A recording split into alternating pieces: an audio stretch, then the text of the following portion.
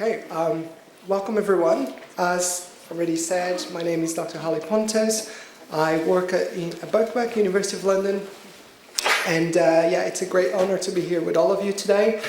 And before I actually start my presentation, I would like to extend my gratitude to everyone who's here, but in particular to the organizing committee. My special thanks goes to Dr. Spela Selak, Mark Schnotz, Sanity Kallet, and Tamara Ar. I apologize if I didn't pronounce the best way possible, but I've tried. So today I'm going to be talking about gaming disorder. It's an area of research that speaks very dearly to me. I've been doing research in this field for slightly over 10 years now. And it's great to be here to be able to share some of these research with you. On a related note, I was very excited when I got the invitation to come here because Slovenia is one of these countries that has been doing something really special in the field of behavior addictions. And we do look up to what is being done here, and it's really refreshing to see that a number of public health policies are in place. This issue is taken seriously by those working in the National Public Health Institute of Public Health. And I think Slovenia is leading the way in many areas of behavior addictions, and it's great to be part of this discussion and be here today in general. So let's get it started.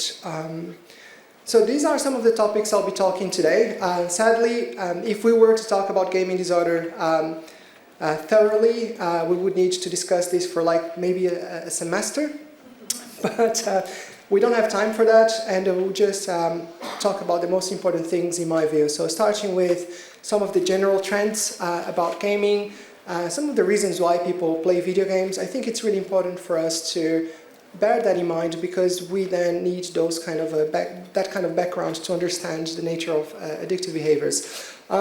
Then I think of interest to most of you here, a discussion around diagnosis, some of the current perspectives and frameworks that we have in place that we use in research, but also in clinical practice. Some thoughts on epidemiology, so looking at the extent to which gaming disorder is an issue around the world. Then moving on to assessment, so looking at the specific tools we have at our disposal to assess gaming disorder. That's an area that I've been doing a lot of work over the past few years. But it's also important for us to be critical about this, even though we recognize the value and importance of gaming disorder as a public health phenomenon. Nevertheless, it's not entirely consensual in the field. I will then share some thoughts about the things we should be looking forward to help the field move towards progress, and then some conclusion around what I'll be talking today. Right. I was reading this interesting book a couple of months ago, and this is a non-gaming book by any means, but nevertheless, it kind of struck me that the author had a go at trying to provide some thoughts about the nature of playing video games. So I'd like you to spend maybe a couple of seconds, maybe 30, 40 seconds to read this sentence, and we'll discuss it to help us understand what gaming is.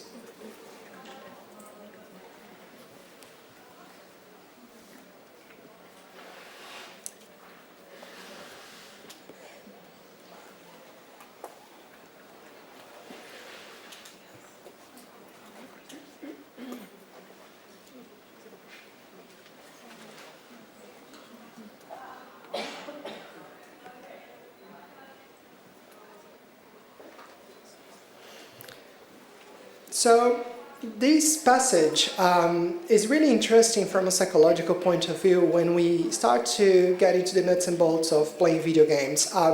And I've highlighted here some of the key aspects of this passage. So when we think about the reasons why people play video games, we essentially need to consider that deep psychological appeals that games present. And part of this appeal is related to obviously the way games are enticing in terms of the visual appeal, the mechanics of the games people may play. They're really interesting and captivating. But nevertheless, there's a whole lot of psychological motives underpinning a video game play behavior. And Video games can also cater for basic human needs. In this case, it's mentioned the satisfying universal need for fantasy, which is indeed one of the motives we have been investigating in psychology. But there is a lot more to that than just fantasy. So people play video games because video games can provide a sense of purpose in life. Video games can help people connect. Video games can allows people to deploy mastery, to become good at playing certain games, developing certain skills, and therefore there are some really good benefits around playing video games. And for the most part, playing video games is actually beneficial to, I would say, 95% of people, and you will see what happens to the rest of the 5%. So that's some sort of a lay perspective on why we play video games, certainly not the only one. But when we look at psychological research and we ask this question about why people play video games, we see that in research a couple of different motives have been identified. So these are some of the reasons why people play video games from some sort of psychological perspective. So video games definitely can provide a sense of purpose, and that's, for some people, it's really important. It provides some sense of connectedness, so being able to socialize is a big factor that draws people in. So people play potentially more when they're able to engage in social interactions with other people. Some studies have reported positive effects on well-being, on psychological health as well. But on the other side, other studies have also identified less positive effects, which we'll discuss in a brief moment. One thing that is important here for us to understand the addiction side of gaming, so perhaps drawing attention to escapism. So people sometimes play video games because they may want to get away from whatever is troubling them in real life, and video games are great for that. Also very good for coping, so when people are feeling a bit nervous about whatever is happening in their life, video games do provide an interesting way for coping, whether it's functional or dysfunctional. Certainly we can discuss that, and I think it could work both ways actually. But nevertheless, things like skills development, it's an important, if you think about certain areas, certain professions like surgeons, sometimes pilots as well, they get trained through video games. It can help them develop certain skills beyond just mastering the game. So there are certainly some interesting benefits, and when we think about the motives people play video games. Now, before we actually get into the world of addiction, I think it's important for us to have a bit of an understanding of the landscape of gaming in Europe, which I'm pretty sure, so this data is coming from the Interactive Software Federation of Europe, so it's a large institution in Europe that gets data from different countries. So I think this data in particular is coming from 5 different countries, so it has a really large data set, and they monitor the trends of video game play in Europe. And as you can see here, the number of players has been steadily increasing over the years, and currently it's sitting at 126.5 million gamers in Europe. Most of these gamers, so 53%, are aged between 60 years to 64 years, and about half of them are actually women. The average age of the female gamers is 33 years old, and the overall average of gamers in Europe as a whole is 32, which might come as a surprise to you. Because when we think about games, we think about kids, which indeed is a substantial group of video game players, but the actual average age is around 32 years old, which is interesting. But even more interesting is the fact that when we think about the percentage of game players in each age group, about 25% of them is actually within 45 to 64 years old, which is quite astounding if you ask me.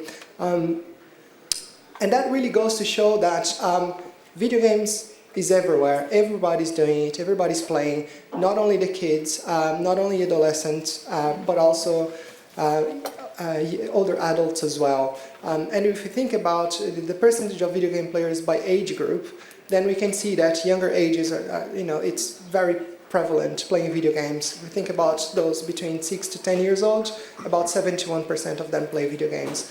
And And that means they're highly exposed to playing video games, and while they're also exposed to the benefits, they might also be exposed to the disadvantages of playing video games. One interesting question is also around the amount of time people spend playing video games. And we see that in Europe it's been pretty stable, around 8.8, close to 9 hours a week. We see a peak in the pandemic, but now 2 years, 2021, 2022, it's, average weekly playing time has been somewhat stabilized pre-pandemic levels. One note here about, so when we ask people what kind of devices they use to play video games, what we see is that video games are becoming increasingly mobile. It's literally in our pockets now, so a lot of people, 68% of gamers in Europe, actually prefer playing on smartphones or tablets. So it became much more portable now, and people can play video games anywhere, anytime. It's highly convenient and it's highly available as well.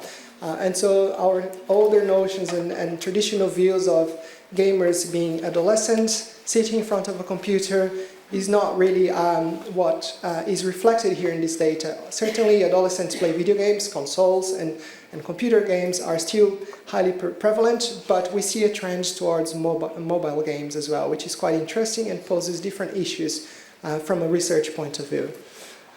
When we go to the other side of the pond, to the US, it's interesting for us to compare the data in those Western countries, Western developed societies. The long story, the upshot here is that we see really comparable figures.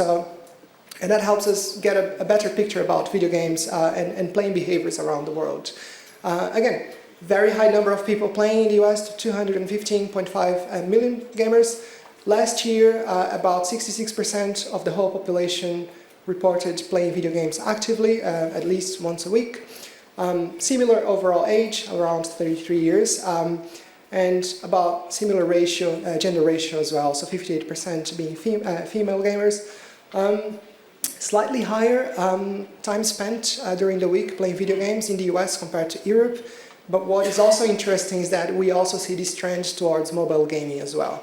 So about 70% playing on smartphones, and actually it's the most common and popular means for playing video games in the US as well. So now we're going to start gravitating towards a gaming disorder, which is a term that we use in psychological research to refer to gaming addiction. So if you see me talking about gaming addiction, gaming disorder, or internet gaming disorder, I'm essentially talking about the same thing here. One thing that is interesting is that around the world, globally, we have 3.24 billion people playing video games actively, according to our recent figures. And it's very possible, from what we see in research and also clinical cases, that a number of these individuals will actually go on to play excessively. They struggle to regulate their behaviors towards gaming, and some of these people will actually go on to develop a full-blown addiction to playing video games. So with that said, if we think that 3.24 billion people, if we trust these statistics and we believe that gaming addiction is something that can be a reality to some gamers, and if we assume a very conservative prevalence rate, let's say 1%, then we're still talking about a substantial number of gamers, over 3 million gamers, or people around the world that may be actually impacted by this problem. And therefore, for us involved in public health, interested in mental health, this is a sizable figure that we should be interested in understanding the ways in which we can help these people because we have the duty of care for them as practitioners. The next question is a question that has inspired me over a number of years. I used to do a lot of talks in schools back in the day, and teachers and parents were very interested when we started to talk about gaming addiction back in the day. And one of the important questions I got at that time was, how much is too much? And I didn't have an answer to them at that time, sadly. So one of the important considerations for us, concerned stakeholders, practitioners, maybe teachers, clinicians among you, is to understand where we draw the line between gaming addiction and time spent playing video games. And this is a really important consideration for us, which we're going to explore today. Another thing that is interesting in light of what has happened to the world recently is to understand the sort of long-term effects of COVID on gaming behaviors. We know that at the peak of the pandemic, gaming behaviors, technology use in general has increased exponentially, but now we need to understand what kind of consequences might be as a result of that.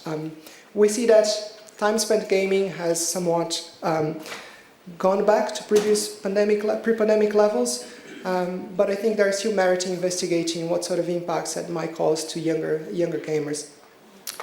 Just to introduce you, when we do research in gaming disorder or gaming addiction, we typically tend to consider two essential diagnostic frameworks. So we have the APA Psychiatric Association Internet Gaming Disorder terminology or definition for gaming addiction, which comes from the DSM-5. Okay? So I will be referring to this one, Internet Gaming Disorder, as the APA framework to help us understand that this is what I'm mentioning.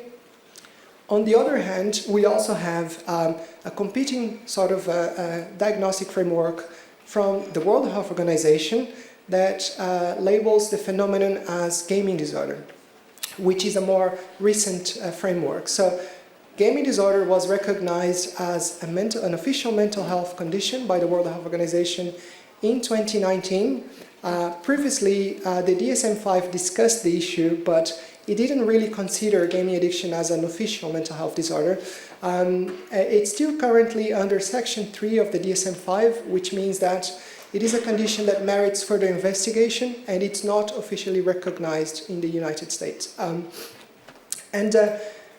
What is interesting as well for us to consider is that currently we only have two officially recognized behavior addictions, one being gambling disorder or pathological gambling, and the other one now being gaming disorder. Okay, so what is gaming addiction according to the APA framework, which refers to it as Internet Gaming Disorder? So if you had the chance to flick through the pages of the DSM-5, you might have stumbled upon these diagnostic criteria. Essentially, when we think about video game addiction according to this framework, we're talking about a very persistent and recurrent use of the internet to engage in games. Bear in mind that the term internet here is somewhat unfortunate because they do consider offline gaming as well as a potential source of cause of addiction. However, we know that online games present with much greater addiction potential, but I think it's somewhat misleading to have the word Internet Gaming Disorder when we're considering also offline games. What is interesting here is that gaming addiction is about the experience of clinically significant impairment. And for me, this is the key condition for a diagnosis. So it's the way in which video games, when played excessively, will then essentially lead to a lot of serious and negative consequences to a person's life. Now, this framework considers Internet Gaming Disorder a diagnosis to be present when a person endorses at least 5 of these 9 criteria. So that means they need to experience within a 12-month period 5 criteria out of 9. And these are preoccupations, so that means a person is constantly thinking about playing video games. Their whole lives revolve around gaming activities. Preoccupation could be something around cognition, so thinking about how much dominates the mental space, but also around behaviors.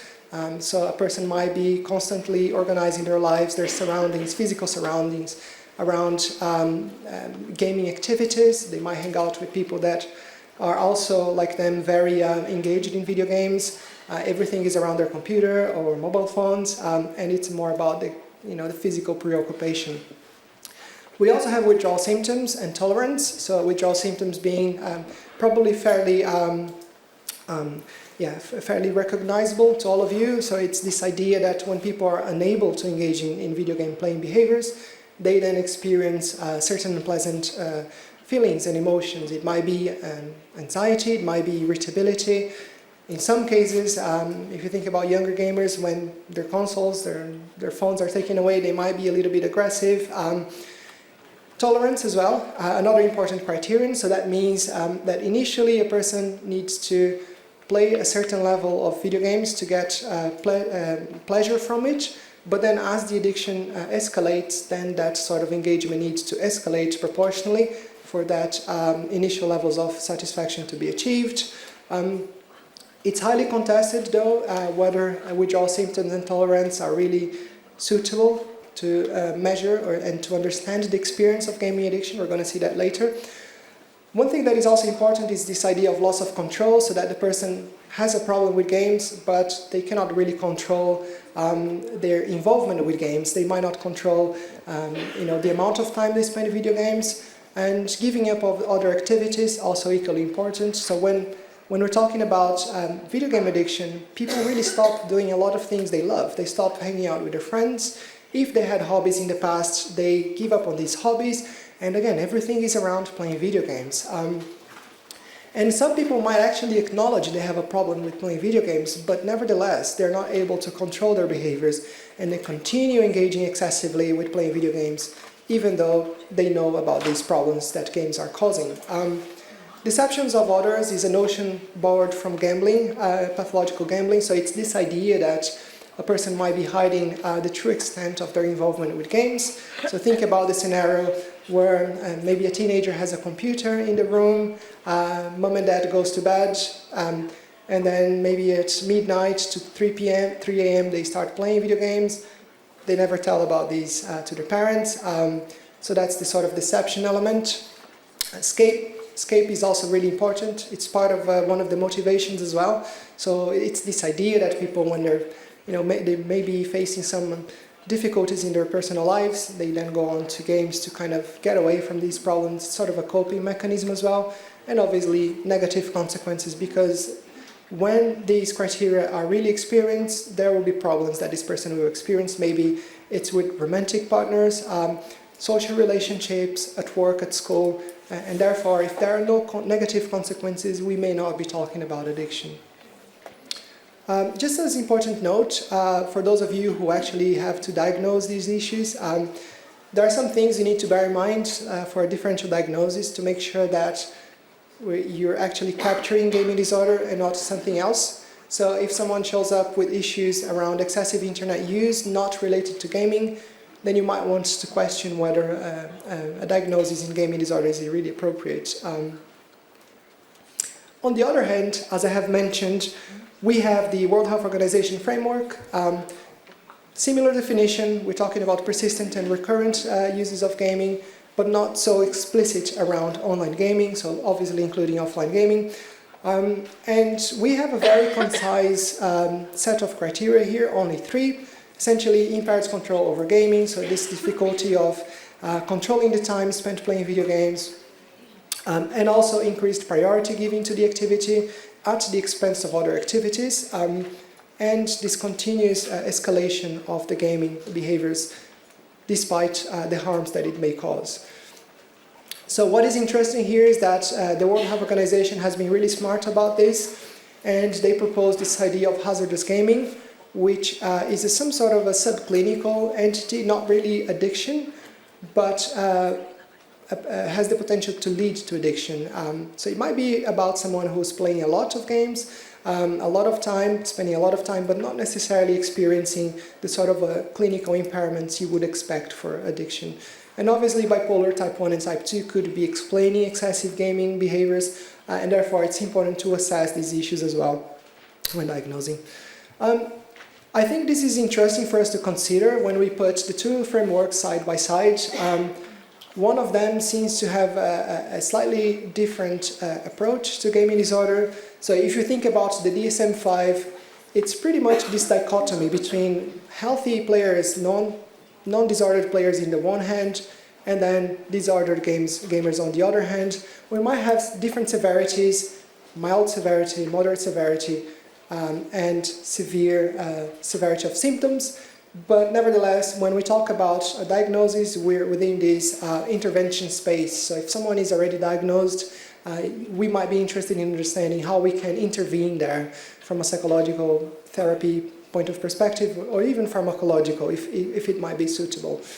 But then when we consider the newer framework, the WHO framework, we see it's a bit more nuanced, and I think this has potential for public health policies as well, especially because of the introduction of hazardous gaming. So we have healthy gamers, people who play without getting all the negative consequences, then this could escalate to hazardous gaming, which means that the behavior might be a bit more intense, they might be playing for longer periods of time, but they're not necessarily yet to the point where they're facing the full consequences, negative consequences of being addicted. But it's somewhat easier to gravitate, to shift from hazardous gaming to gaming disorder if the behavior is not controlled. But what this brings us is the perspective of prevention, because if we can understand when people are already in the hazardous game kind of stage, we can then start to deploy public health measures to hopefully prevent the point of addiction. Because at that point, it's not about prevention, it's about managing the condition. And so great value for public health policies here, I think, by focusing on the WHO framework. So going back to the considerations I've mentioned early on, how much is too much? This is a question that has been literally haunting me for a while.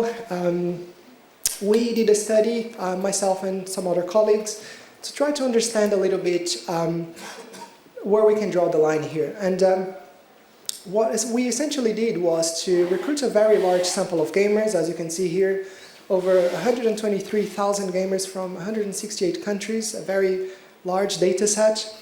And we basically gave them 2 questionnaires for gaming disorder, one focused on the American psychiatric framework and the other one on the WHO framework.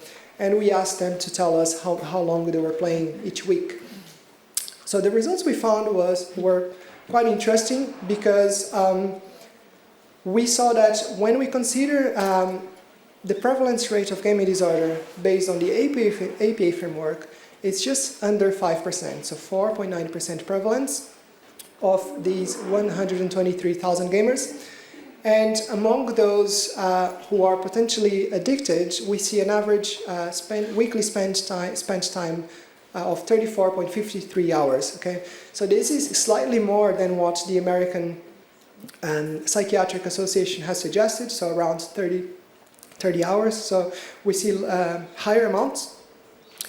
And so what you have here on the horizontal axis, the x-axis on the left-hand side, is from 0 to 9. So these are the number of criteria from the APA framework. On the right-hand side graph, you have from 0 to 4 on the horizontal axis. So these are the number of WHO criteria. And what we see is that so now moving to the right-hand side, so to the WHO framework, we see that the average weekly spent time with games is around 40 hours a week for those who are potentially addicted. So it's a significant amount of time. That is, it's a full-time job, really, if you think about it. Some gender differences there, but nevertheless, what is interesting is that the prevalence rate is much smaller. And this is interesting because we're essentially asking the same people, right? We're giving them the exact same instruments, so the APA framework questionnaire for gaming disorder and the WHO, and we see those differences where they shouldn't really be. The next question that we have to ask ourselves is about the extent of problems caused by video games. So I've reviewed a bunch of studies in 2018 looking at the prevalence rates of gaming disorder in different parts, in different jurisdictions. And these are studies that are what I call robust studies, so studies that have at least 1,000 participants, and studies that are using representative samples. Excuse me. And the demographics here vary, so we're talking about adolescents, young adults, the general population, and the take-home here, the takeaway message is that typically, considering Western countries, prevalence rates have been around 5% or just under that. Sure, we see some slightly higher prevalence rates than 5%, but these are typically in non-Western countries, in Asian countries, where we have higher incidence of these problems. Interestingly, in 2016 we published a study with Slovenian data, and we found 2.5% of prevalence rate of gaming addiction in adolescents. When we take a closer look at the sort of more recent studies, the meta-analysis studies, so these are studies that are reviewing all of these primary studies, primary research from different countries, we see that we can recognize that under 5% sort of prevalence rate. So one of the studies from Kim and colleagues from 2022, so looking at 29 countries, 61 studies, we see a prevalence rate of 3.3%, but when we look at the robust studies, the ones that we can trust a bit more, we see even lower prevalence rates, 2.5%. Across all of these studies, boys typically tend to have higher prevalence rates than girls, but nevertheless, figures sitting nicely around 5% in robust studies. One study here in Asia, we see is much larger prevalence rate, so 12% in the overall pool of studies and 6% in representative studies, not too far off. Okay, just let's try to unpack this a little bit more in terms of the assessment approaches we can have. So considering the APA framework, there has been a study in 2020 that looked at all of the existing psychometric tests, all the questionnaires that researchers and clinicians use to diagnose gaming addiction. And I want to draw your attention to two of these ones, so the Internet Gaming Disorder Test and the Internet Gaming Disorder Scale short form, which are the two measures that I've been working on, I've developed a few years ago. And the reason why is because they have a great coverage of the criteria that we're interested in assessing clinical practice. So yeah, we start with the Internet Gaming Disorder Test. So that was the first psychological test to measure Internet gaming disorder. So that was developed a number of years ago now, and we have a number of studies looking at the validity and reliability of this test, and in general, there has been a lot of support for this test, good psychometric properties, and different languages as well available. If someone is using this test, so then at the end of the day, a person will end up having a score of 20 to 100 points. That means the higher the number of points, the higher the severity of the symptoms. And what we see from research is that typically we draw the line between addiction and non-addiction around 71 points. This is freely available from our website. You're more than welcome to use it if you need it. Then the next one is a shorter measure for the APA framework with 9 items, so 1 item per criteria, and this one has been really being investigated a lot more than the other one, which is longer, has 20 items. And there has been, recently did a review of studies looking at the psychometric properties of this test, and we saw that across all the validation studies, there is a consistent amount of support for its validity and reliability, and it's been available for 15 languages so far, including Slovenian, and typically when a person gives this test to another person to fill it out, then they will end up having scores from 9 to 45 points. And what is interesting here is that when we asked clinically diagnosed patients to fill out this measure, we see that typically addiction starts to appear around 32 points, which is quite interesting. These are the items for the Slovenian version of the test. If you're interested, again, this is public information. You can use it for free. That's the one we've been using in the research we do. On the other hand, I've also been working with other colleagues to develop a measurement framework for the WHO gaming disorder framework.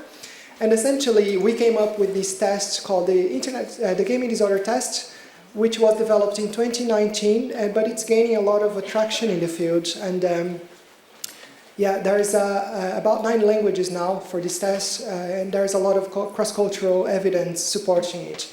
So typically, what happens here is that we have 4 items mapping into the WHO clinical criteria for gaming disorder, and we consider someone to be potentially addicted to playing video games when they say they endorse that item a lot. So basically, if they answer with very often, that means that they are likely experiencing these symptoms, and if they do that for all the 4 items, we then assume that it's likely that they might be addicted to playing video games.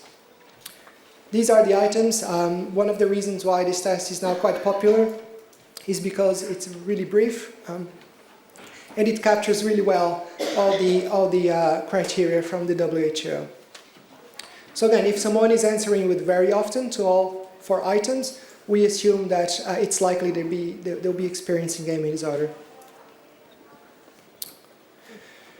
But we should not forget that we understand the risks and the sort of pitfalls of playing video games excessively, but there is a lot of other colleagues in the field, really respected scholars, academics, practitioners, who disagree entirely with this idea that video games can actually be an addiction, can cause addiction.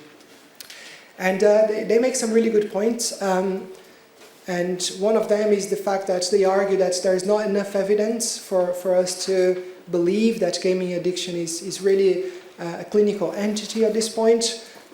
That sort of a controversy was much more intense before the World Health Organization recognized gaming disorder, but now I think with the recognition of gaming disorder, we have less of a debate around the merits of recognizing gaming addiction as a mental health disorder. So it's been recognized already. I believe that in the next revision of the DSM-6, we will officialize gaming addiction as well, and that will settle the debate around the merits, I think, I think it's a good thing as well.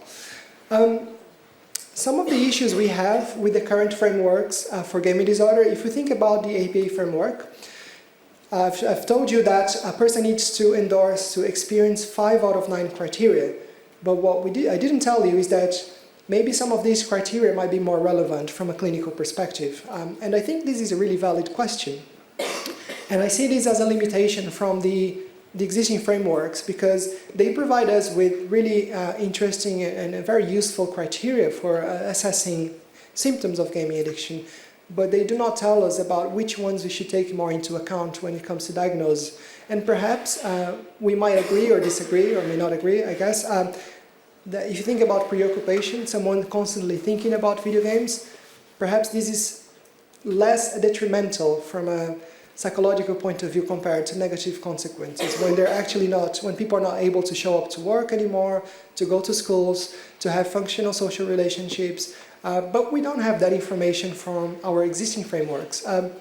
So my colleagues and I were very curious, and we set out a research to investigate if we could distinguish these 9 criteria based on their sort of clinical weight, the clinical importance.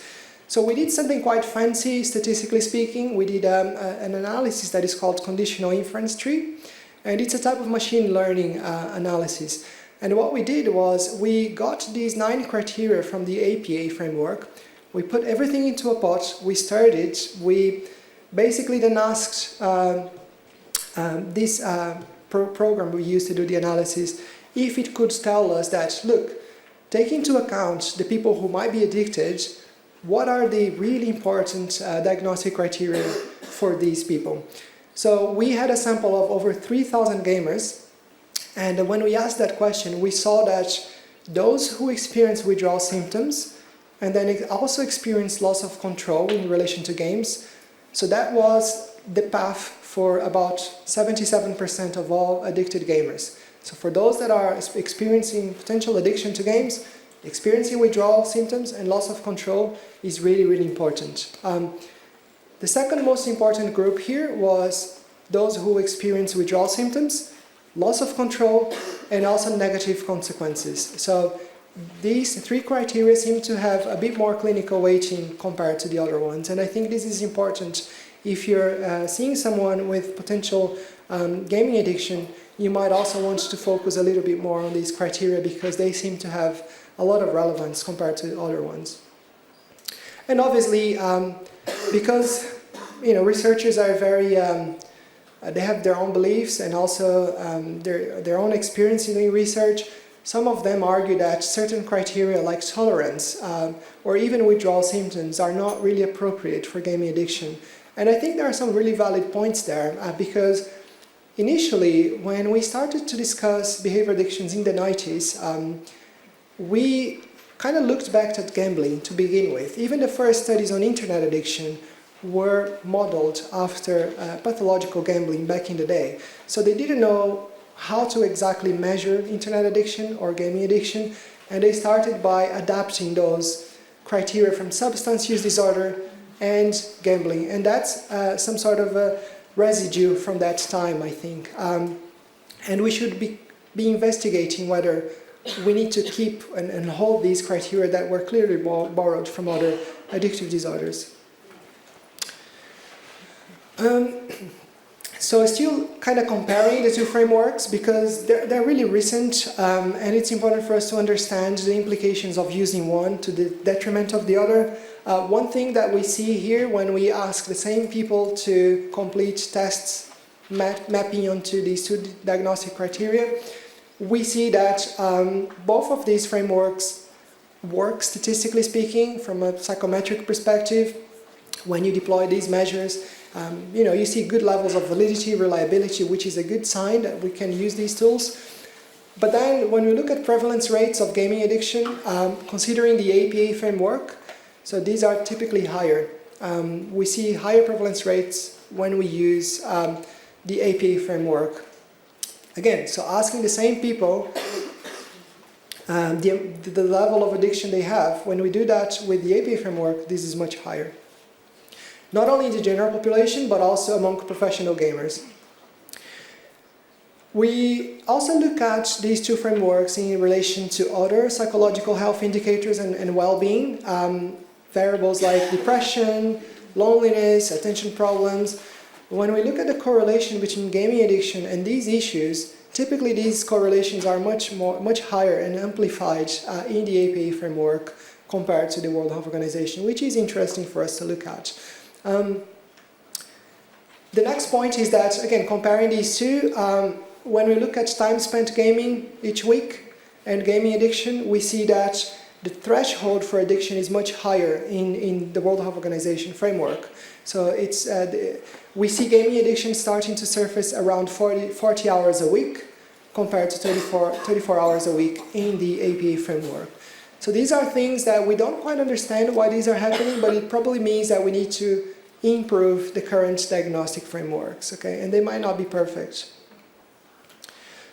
So the next question for us to ask is, how can we move things forward from a kind of a compassionate and perhaps even healthcare perspective? And I have some thoughts that I'd like to share with you here about this.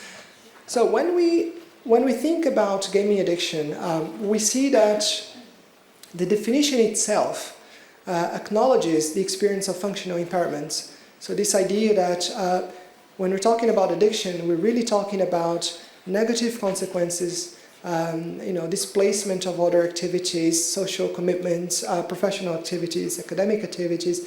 So there has to be disruption to a person's life in these areas. And this is really, at the core of clinical practice. It's looking at whether gaming disrupts and takes the balance away from these areas.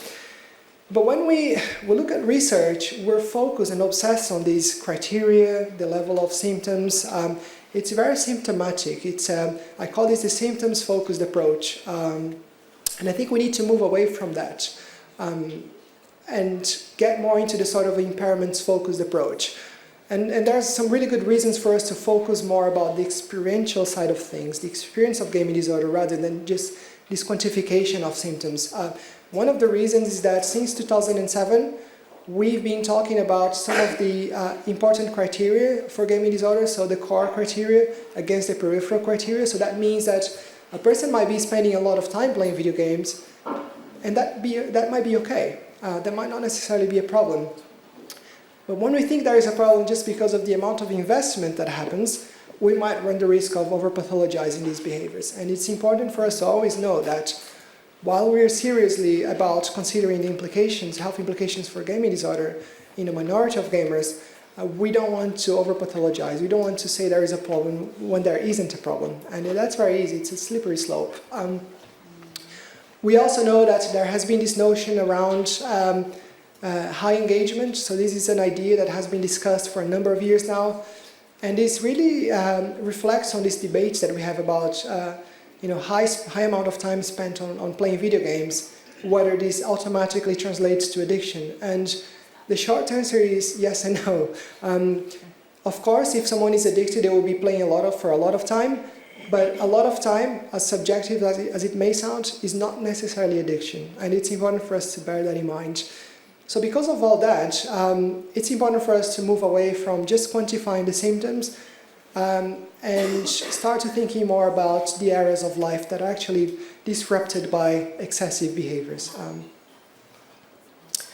So, still thinking about functional impairments, it's an area that I'm increasingly interested. So my colleague Christian Montag and I, we've been doing some research on this to look at the areas of life that typically are reported to be more affected for those experiencing gaming disorder. So we have run this very large survey on a sample of almost 200,000 gamers from a number of countries. And again, we gave them the WHO criteria for gaming disorder, and we saw that about 2,000 of these gamers were actually potentially addicted to playing video games. And then we asked them, okay, for this small subsample, we asked them, okay, which areas of life are actually significantly impacted by your gaming behavior? And we saw some really interesting findings here. So the most commonly reported area of life that is disrupted, perhaps it's not a big surprise, so it's around school and work. So academic and professional commitments are the first kind of disruptions that gaming addiction can cause. And then that's followed by psychological health. So those who really struggle with gaming addiction report and understand that their mental health is actually being affected. And the third one is family. Family life is also a big one. And it's a source of disruption for those who are affected by gaming addiction. And I think the family disruptions might be even larger for the younger gamers as well. Now, we have a study currently under review, and we're looking at the same question, but now we're interested in understanding a kind of a niche population. So looking at those who are professional gamers, so gamers that make a living out of playing video games. Yes, there are people who actually get money out of that, if you believe me or not, and it's a big industry, the esports industry. So we need to understand the mental health implications and public health implications for these groups as well. Again, we ran this large study, and what we saw was that we actually matched, so we had a very small sample of 2,599 professional gamers. So these are people who reported being engaged in gaming as a way of making a living. What we did was we then matched another subsample of the same size by age and gender. And then we looked at the prevalence rates, much higher prevalence rates for professional gamers. So these are people, so it appears that playing games for a living is a risk factor in itself, as per the prevalence rates, much higher, 3.31 against 1.73 on the non-professional gamers. Functional impairments, so we wanted to understand if these people are playing substantially as a profession, are they at greater risk for functional impairments? And the answer is yes. So they report much higher levels of functional impairments compared to non-professional gamers. So there seems to be some sort of risk factor associated with professional gamers and the esports community. And this is important for us to consider, because if you speak with any kids now, children, young adolescents, this is one of their dreams for most of them, becoming a professional video game player, or maybe a famous YouTuber in the gaming space, who knows. So it's important that we start to think about these things as well, in terms of what kind of challenges they pose. Again, so looking at the 6 areas of functional impairments, interestingly, we saw essentially 3 big areas being affected. So school and work, again, family and physical health. The only difference is that professional gamers report more impairments around family compared to non-professional gamers, who then report second most physical health. But essentially 3 big areas: professional and academic commitments, family life, and physical health appears to be really relevant for this population. So just to wrap up the talk, I'm sure you're tired to hear me by now, but I would like to share some just conclusions and thoughts for you to take away. So we've seen that video games are here to stay. There's no putting the genie back in the bottle. And that's okay, because most players benefit from playing video games. They feel better about it, and we see a trend that is increasing over the years. So video games are here. We need to understand how we can best coexist with games in a healthy way. With that aside, we know that a small portion of these gamers go on to experience negative health consequences about excessive gaming, and therefore there is a minority of gamers that are affected disproportionately by excessive behaviors and addiction to gaming, and because of that we have the duty of care to understand how we can help these people. Currently we have two diagnostic frameworks.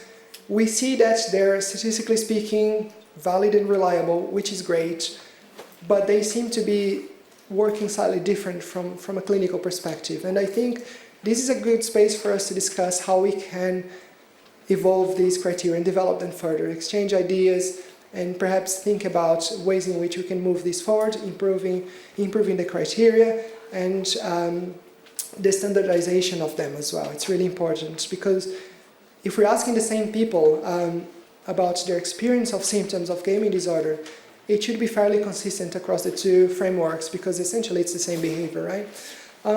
And as a last point, focusing on functional impairments, I think it goes a long way. It humanizes the issue. When you start thinking about how gaming affects a person's life, instead of trying to quantify how much of a problem that might be, this is a healthier way to discuss this and to understand the human side of gaming addiction, which is fundamental, I would say. And so just focusing on how much time someone spends, while it's important, it doesn't tell the whole story. So focusing on functional impairment experience is really, really important for all of you who might be dealing with patients or trying to learn more about this. And yeah, so with that said, thank you for listening to me. I'm happy to take any questions.